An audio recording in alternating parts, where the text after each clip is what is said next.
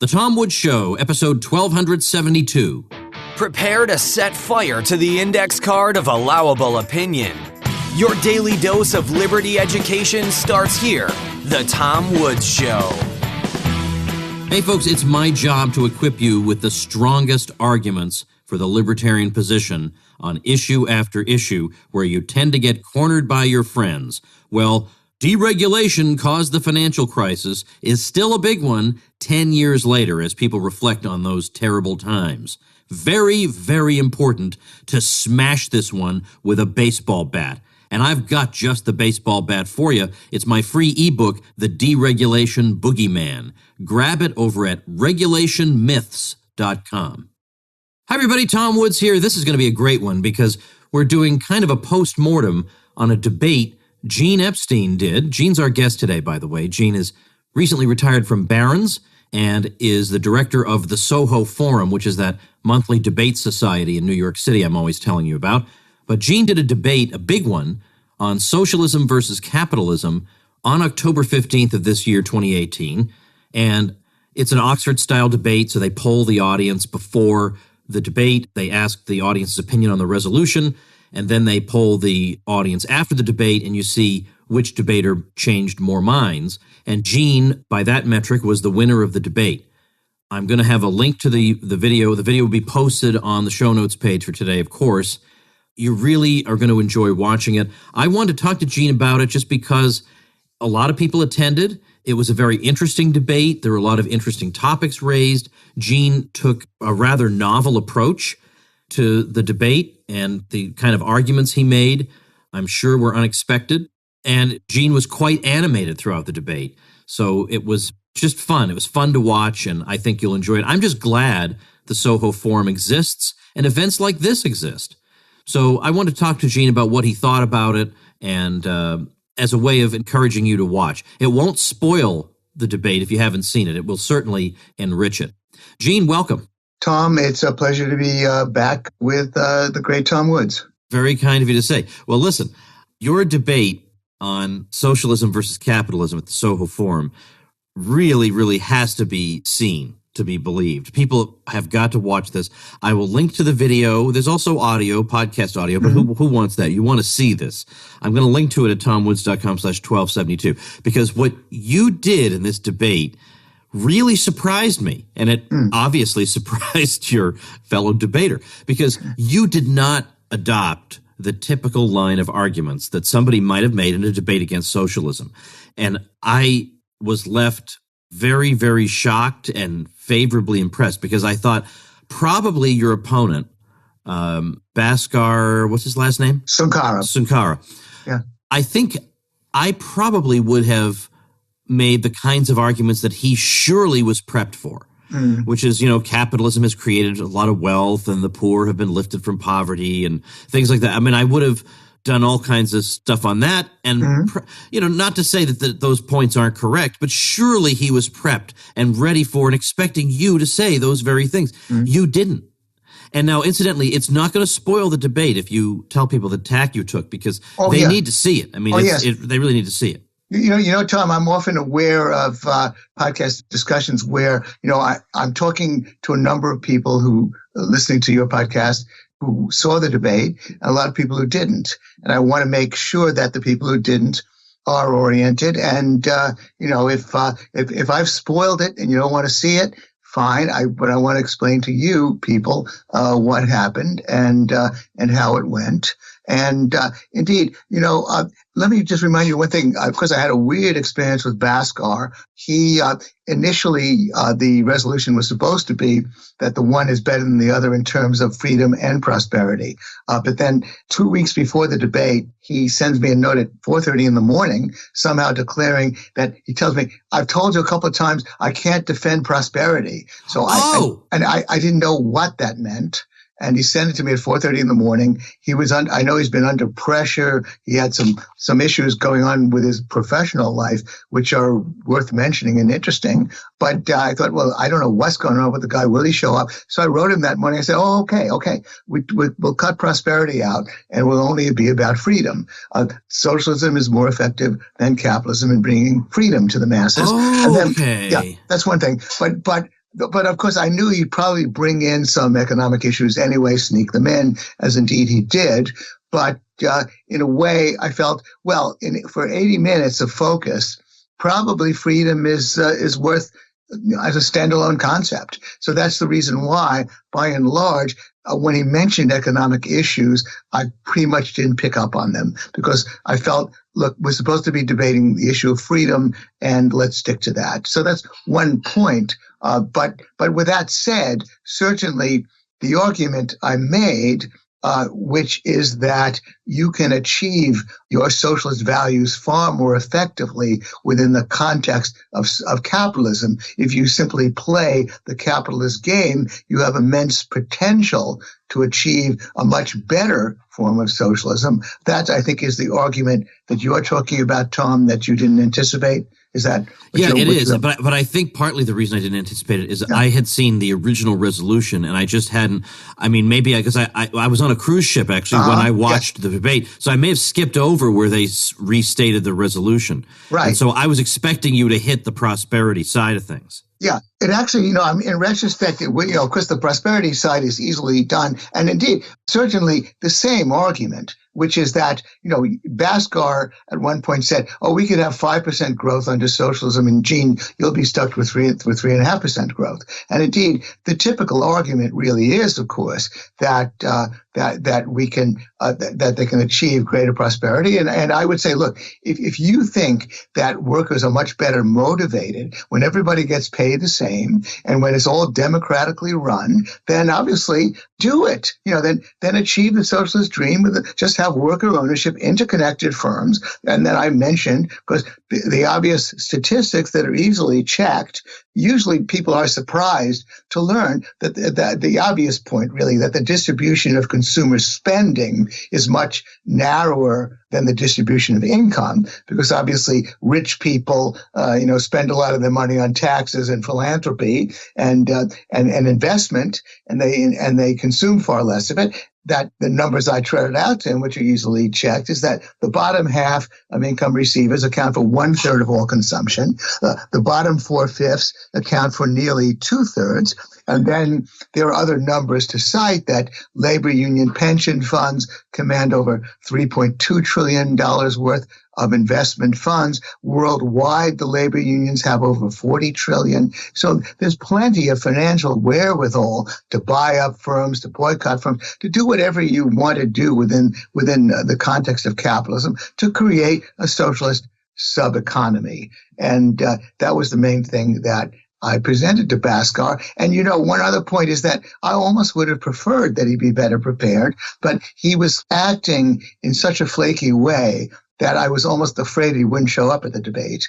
Just the fact that he changed the resolution. By the way, I'll tell you another funny. When I initially wrote him, I said, we can take it either way, that capitalism is far more effective with respect to freedom or prosperity, or socialism is far more effective. I'll give you your choice. Do you want to take the affirmative and go first, or whatever? He writes me back this polite note, and he says, yeah, I'd like to say it's more effective, but could you take out the far more effective? I said, wow. I said, okay, sure. It's not far more, it's just more effective. So I thought, he's got a little bit of fear, if he wants to take out that word. And then I get the note about, that I can't defend prosperity. And then on top of that, he did virtually nothing to promote the debate with his own list of Jacobins. And we had to pay him to run promotions among his Jacobin list. Because what I did want, and we did have probably nearly 100 people in the audience who were very sympathetic to socialism. Either they were Jacobins or they were very sympathetic to socialism, because those are the people I wanted to talk to. And and we had to pay and we had to work for that. And so I was very concerned about whether Bhaskar would even show up. I don't know if you remember when he made his initial presentation, he said that he was reluctant to come. I was glad that Naomi chummed it up with him and was not at all imposing, so that he felt comfortable. And so I didn't have the time. I really would have coached him. I would have told him in advance, Bhaskar, this is going to be my argument, because I didn't want to play a poker game with him. I wanted him to come in with his best stuff. And if he had, he might have given me all kinds of other kind of lame responses to this idea that you can obviously own the means of production if you're a worker, and that if it's oppressive to work for capitalists, you don't have to. You can have worker-owned firms. And so I would have wanted him to come in with his best argument. But and by the way, Bhaskar Sunkara is a socialist entrepreneur. He's created Jacobin magazine. He's got 38,000 subscribers. He's bought a socialist newspaper in England, and that's where he got into trouble with the workers. He paid them 70% of back pay, and they claimed that he ratted on some other commitment he was supposed to make to them. And so if anybody can build the socialist revolution, it's he. And the other reason why I wanted to debate him is that he does come out very strongly for freedom, for dissenting opinion. So I thought, well, he's the primary guy who cares about freedom. Recognize that if all investment is going to be decided on by a state-run bank, then there's not going to be any freedom, because the state-run bank is going to turn down my Soho Forum, just for starters. Anyway, but I'm glad you appreciated it, Tom. What did you think? I got a note from my son, from others, who said I got a little bit of hot under the collar toward the last half of the debate, and you gave me a thumbs up. You said that wasn't so terrible. Yeah. I don't like when people say, because it's the same kind of mentality that says Brett Kavanaugh shouldn't have been upset that people were saying he was a rapist. I mean, no, Gene, I think it made the debate all the more interesting because as people will see when they watch, I notice I don't say if they watch, but they'll notice when they watch. And by the way, this makes great weekend viewing, or you're at home, there's nothing to watch. Make some popcorn, plug the computer into your TV or whatever and watch it. But there were times when, in the exchange between the two of you, you were shouting at him. Yeah. And a couple of times you actually shouted, "Learn some economics." And so what's so satisfying about that is that haven't we all wanted to shout that? And to actually see someone do it, for me, I thought it was a thrill. Well, thanks, Tom. Nobody sells something better than you do, Tom, because I guess every product you choose, you actually believe in. So you come through very sincerely about what you endorse, and I thank you for that.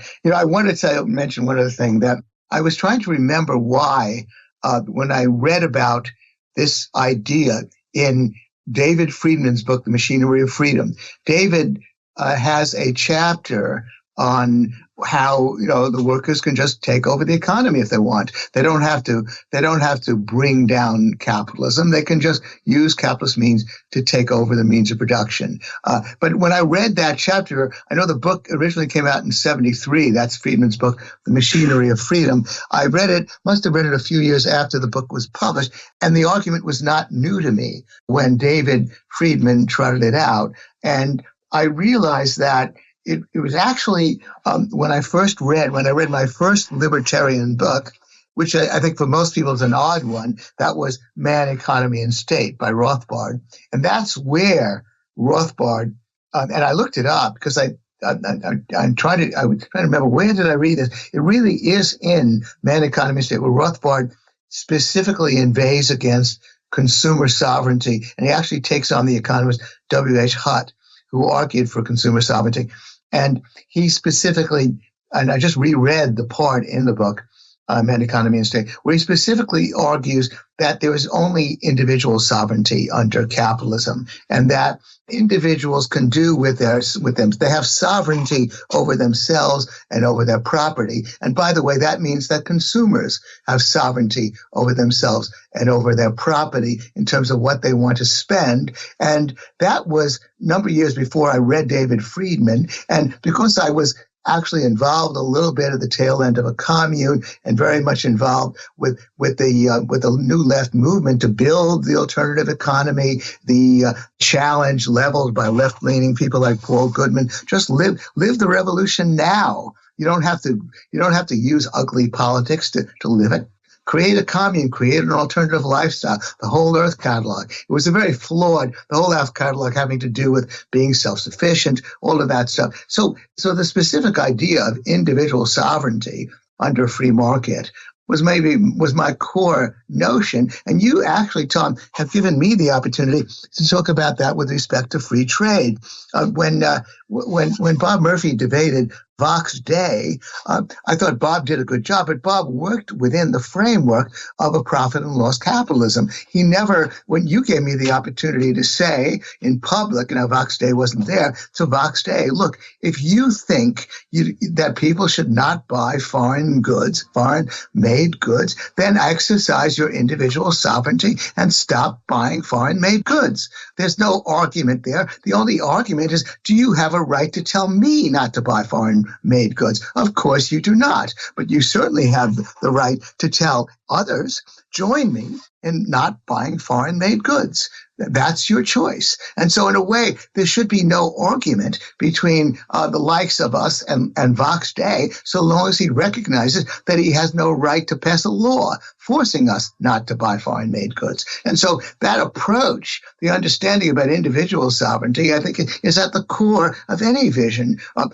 the way you want to live. And I'm reflecting as well, Tom. I heard your discussion, your recent podcast, in which you talked about how the academy loses people, loses libertarians. And indeed, I made my choices in life not because I was maximizing my income. I knew early on I'd do much better if I became a lawyer and went into litigation, because I'm a good debater. I was a professor at a university, and I dropped out because I just couldn't stand victimizing young people. And I told you on a previous podcast that I in my second year of teaching, I gave guaranteed passes or guaranteed C's because they didn't want to victimize kids. I knew then I couldn't survive in the university given that principle, so I left. So I was another reason for leaving. But again, I think that if most people ask themselves how they live their lives, they'll certainly acknowledge that making a living and doing well financially is an issue, but it's often not the primary issue. We're all exercising our individual sovereignty. And so that really, I'm almost sorry I didn't have time to point that out to Bhaskar, point that out to the socialists in the audience. And if you want to bring out the socialist economy, of course, you've got to persuade others to join you. But if it's such a good idea, it shouldn't be difficult to sell others on the idea. And actually, by the way, David Gordon does go into this in his book about Marxism, the latter-day Marxists.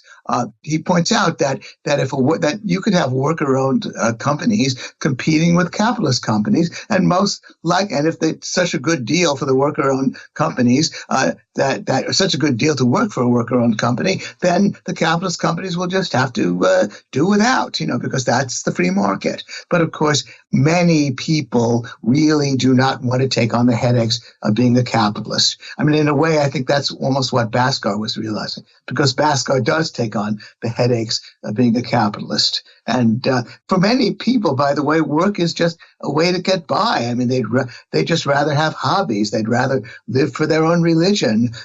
There's just, there's let 100 flowers bloom. But if you want to build communes, you want to build a socialist economy, you can do so. I thought, of course, one of the most effective things you did was to just hound him mercilessly on one or 2 points. And in particular, your question about if somebody voluntarily said, I'd like to go work for Gene Epstein, and he and I have worked out an arrangement whereby I'll do such and such for him, and in return, he'll pay me such and such per month.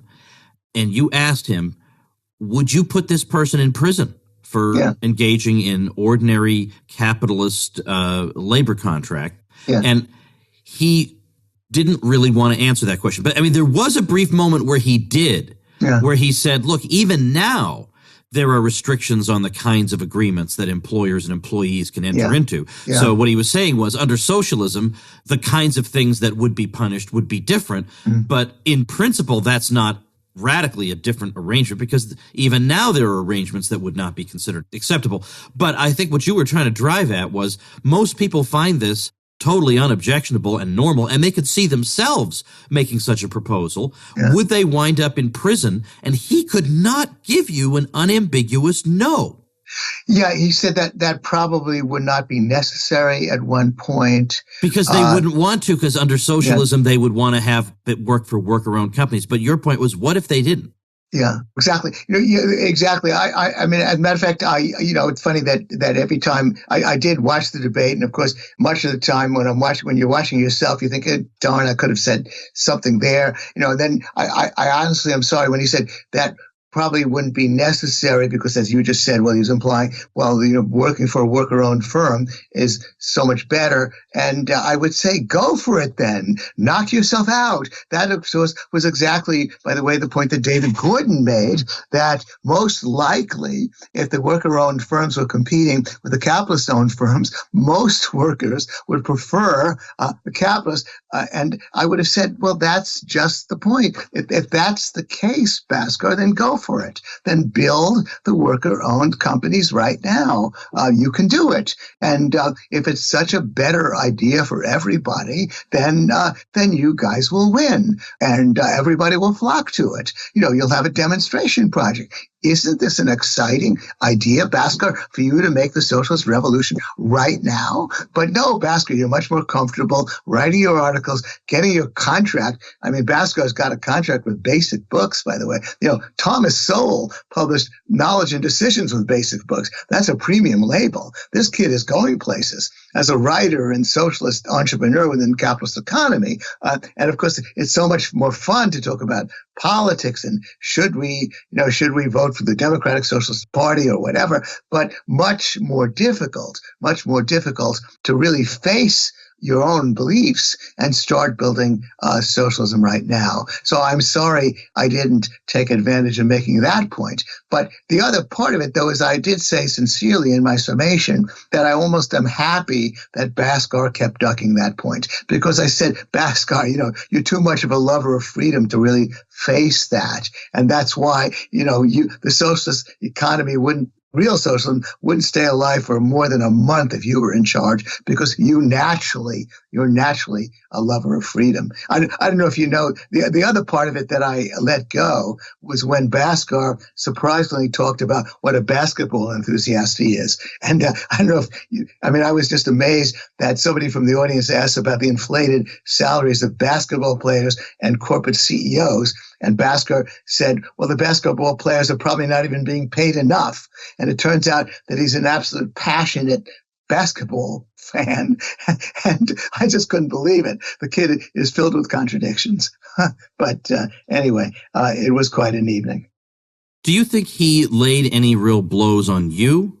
Well, let's say, yes. Yeah, I remember I asked him a question and I was surprised. I'd seen this tweet he'd written and I thought that he had fired a couple of people. And now I'm not even knowing the source of the tweet. He said, I've just fired a couple of people. That's the way capitalism works. Welcome to the real world. And I thought that I'd seen that tweet and I don't even know the origins of it now. I thought that it actually was a tweet he'd sent out which tried to show, I thought he was saying, I had to fire somebody. And that's only because I'm forced to play the capitalist game in this corrupt society. But welcome to the awful world of capitalism and so on. I thought that was the point he made. So if you recall, the first question I asked him was about that tweet. And then I thought I was going to put him on the spot about firing people under socialism. But let's say he didn't land a blow, but he certainly stood his ground. It turned out that he would, it's like in an academic department. If you need to get rid of somebody, you go through protocol and you do downsizing. So I was surprised that, and I didn't have time to ask him, well, what was the source of that tweet? I don't understand what you were talking about then.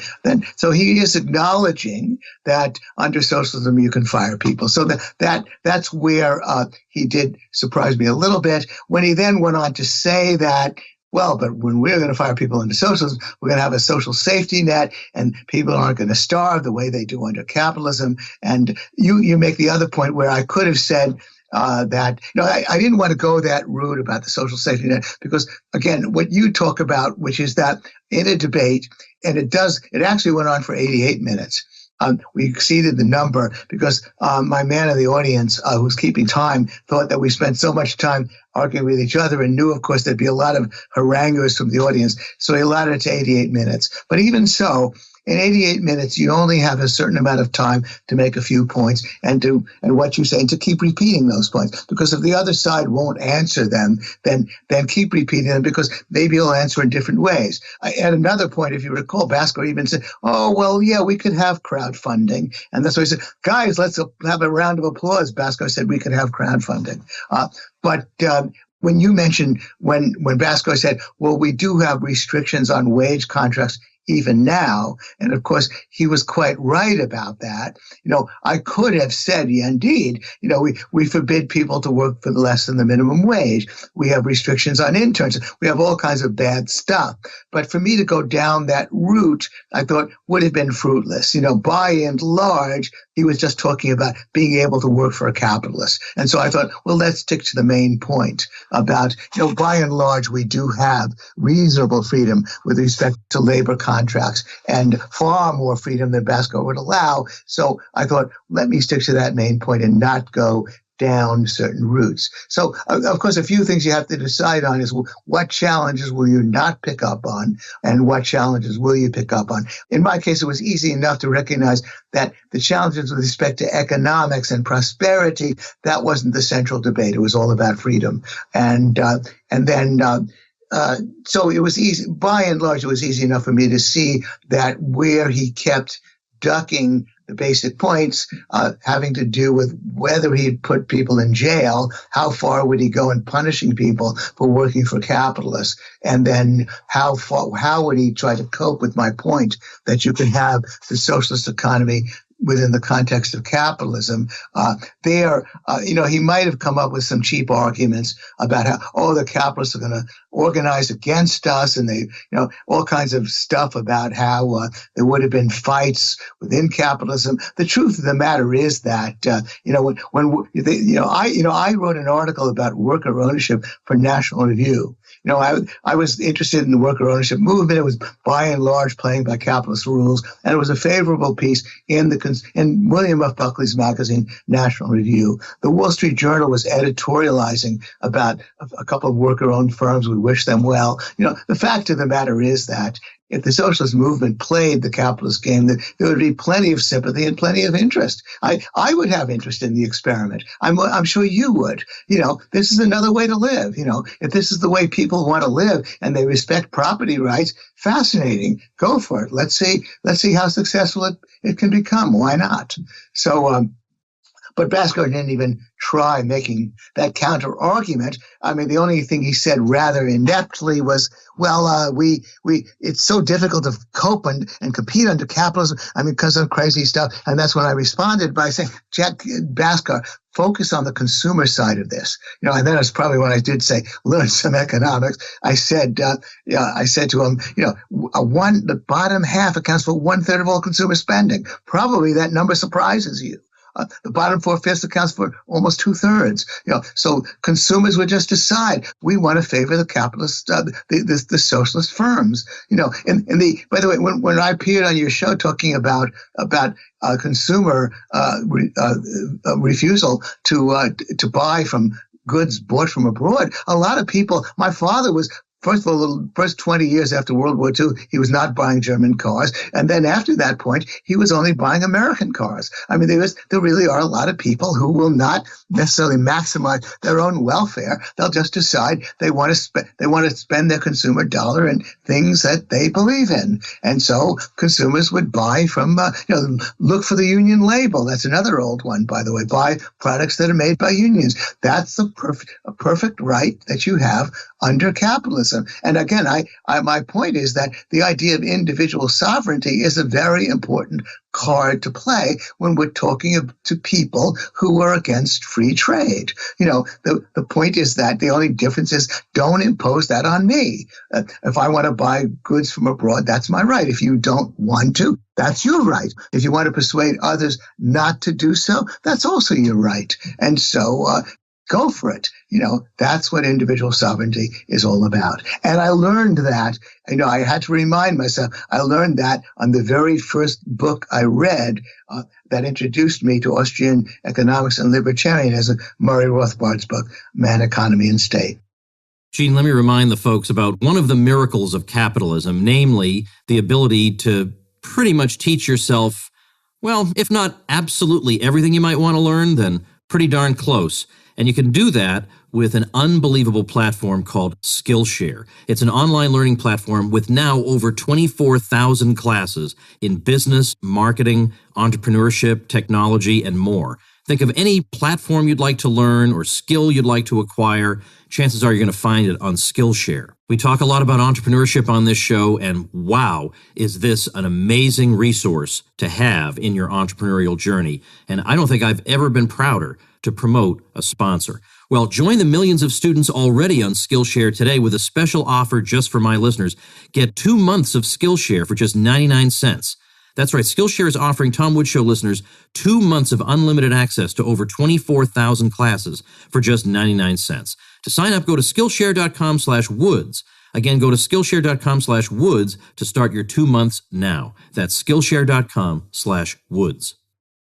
Let's talk for a minute, if you don't mind, about Dave Smith and his routine. I'd love to.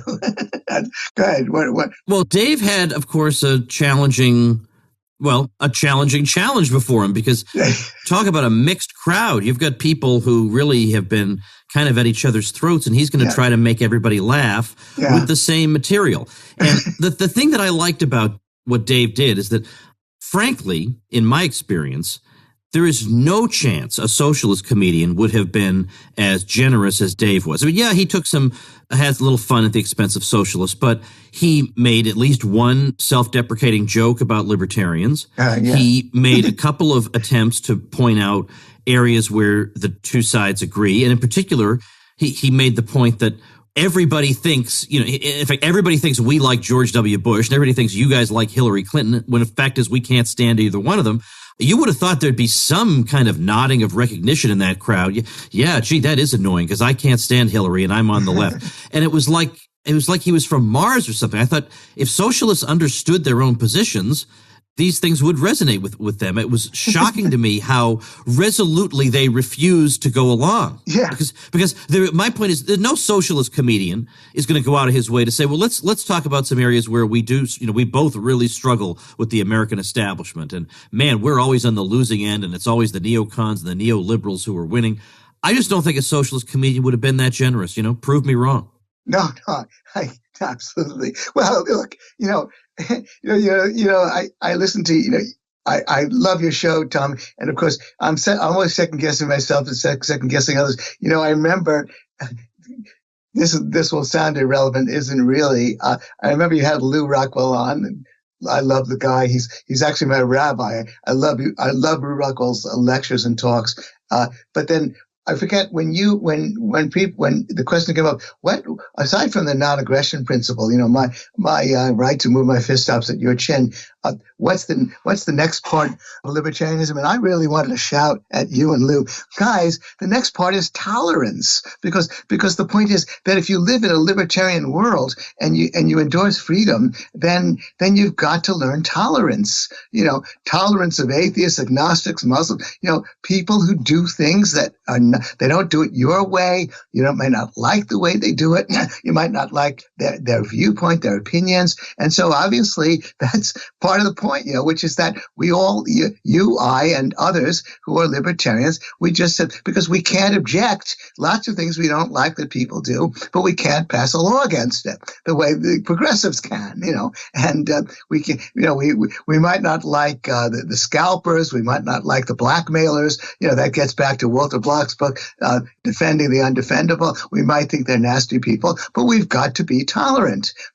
We've got to understand that we've got to tolerate nasty people in this world. So I think that's the core reason why Dave was able to talk that way to socialists. I mean, I want to quote some of his lines. These weren't even, you can't ruin Dave's jokes. I mean, when he first made the joke, he said, but we can all agree that Donald Trump is doing a great job. That was one of the. That was so funny. Yeah, but then his conciliatory part of it was that, hey, we both hate war, right? We both hate the warfare state, so why not? Why can't we just whoop it up together? And then the other one is, hey, this is what we really have in common. Why both sides can really get along, which is that whatever happens, our side always loses. Was his other sardonic point, and indeed he couldn't cozy up to those people. But he did get, just to entice you a bit. The guy is a comic genius. I mean, Tom, you and I may be merely brilliant. I don't know if either of us are geniuses. Dave is brilliant as a commentator on is part of the Problem show, but where he really does show a touch of genius is the way he's able to work an audience as a stand-up comedian. I think that I couldn't believe his stand-up. Brilliant stand-up he does at my gun control debate. But then this time too, he had really had to work the audience in different ways because he got pretty severely heckled twice. One time rather seriously, and this part I won't spoil for you. But you cannot, knowing how to deal with a heckler and how to make it funny, how to maintain your dignity at the same time. This really requires a streak of genius. And so So it was really the best performance that evening. The real genius performance was from Dave Smith. Bhaskar and I were sort of like anticlimactic, but I was very pleased that Dave was as impressed with my performance as I was with his, and so that was also quite gratifying.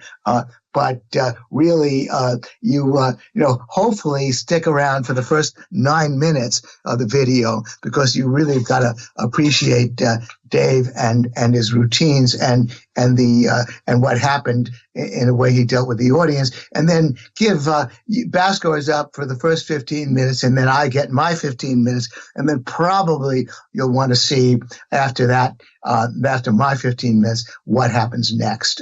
So I do hope that everyone gives the video a try. I think you'll enjoy it and find it enlightening as well. Well, absolutely agreed. And one final thought on Dave. Again, simply the fact that he was given such a challenging assignment. It was so difficult to make that work and to walk that line. Yeah. And I think he did a terrific job. The thing is, it's also hard to assess this because a lot of times if I speak at the Mises Institute, I have a microphone up at the front of the room, but there are no mics hanging over the audience. Mm-hmm. So you can hear the audience reaction, but it's very muted compared to what people who were at the event would have heard. Yeah. No, that's right. No, as a matter of fact, I told, you're making an interesting point, which Dave told me. I told Dave that really there should be the 9 minutes he does, and maybe the word genius is one way of putting it. Inspired is another, because, you are there, you're basically using you're talking substantively, but you're there to be funny. You're there to make people laugh. You're there to make people see the hilarious, the humorous, the sardonic side of life. And you're in front of an audience. And so I told Dave, my God, those 9 minutes, we could collect them. And then Dave made the same, you guys are technical pros, and Dave made the same point. He said it's going to seem a little bit lame because the audience reaction is going to be muted. And so if you just showed Dave's 9 minutes, which he's done now for at least 6 or 7 of my, or maybe 9 or 10 of my debates. And so clearly there's a lot of great content there. And it shows how Dave can actually tell jokes that are directly relevant to the topic. Then I guess that would be a problem. And I almost wanted to tell Dave, put in a laugh track. But that would be, I guess that would offend Dave's principles. And so I suppose you just have to listen to all the debates and stick around and watch Dave's comedy, but it's very effective. I found even watching it where there's no mic from the audience. The guy clearly is inspired. I'll tell you something funny. Well, I always tell podcasters that if you want personal details about your own life, or if you want to tell jokes, all of that is great, but work it in with the content. The humor, the personal details. Get to the content, and then with the content, if there are jokes, if there are personal details, and all of that enhances it. But it's got to be part of the content. Now, you and Bob have a wonderful comedy routine going on, Contra Krugman. You guys are hilarious, but of course, the real test is would you able to be funny and hilarious without your content? And Bob said probably not. I said that's why you guys are great. You're very funny, but you're not Dave Smith. It's a great component. The way you guys lie lob insults off each other is great, but it's always worked in with the content. Dave can be flying high on a stage, just telling jokes where content is part of it. That's what puts him in a class by himself. Absolutely agreed. Well, remember, everybody, the website is thesohoforum.org. Yeah. You've got an event coming up. You have them pretty much every month now. Yeah. So you've got an event coming up in November. You want to take 30 seconds to talk about it? I'd love to, yeah. November 14th, and the John McWhorter, he's an African-American writer, and I'm glad I lured him into a debate. He said this is the only resolution he would ever want to defend in an Oxford-style debate. Anti-racism, the message of anti-racism is as harmful to American life as the message of racism itself. The message of anti-racism is as harmful as the message of racism itself. And he's got a very worthy opponent in a professor from NYU named Nikhil Singh. And this hot button issue, I think, is going to be discussed and argued in a very, very dignified manner. But it's clearly one that generates a lot of heat and passion. So I invite everybody to come on the evening of November 14th. If you can't make it to New York, it will be available on video and podcast. All right. So you could check out the video for the debate we've been talking about at tomwoods.com/1272. All right. Thanks, Gene. I'm sure we'll talk again soon. And remember, we're not going to say actually, maybe I did kind of sort of spill the beans about this, but I think I have you coming on for a debate. If we can just settle on a resolution, I'll get back to you through email about that. I'd be happy to do that one, Tom. Sure. Okay. Thank you, Gene. Okay. Thank you for your service. Let me put it that way. Great. Thanks a lot, okay. Tom. Bye. Thanks. Bye.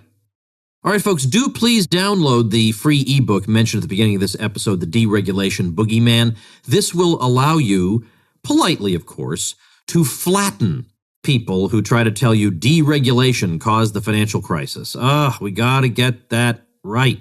So you can do that over at regulationmyths.com, and I'll see you tomorrow. Become a smarter libertarian in just 30 minutes a day. Visit tomwoods.com to subscribe to the show for free, and we'll see you next time.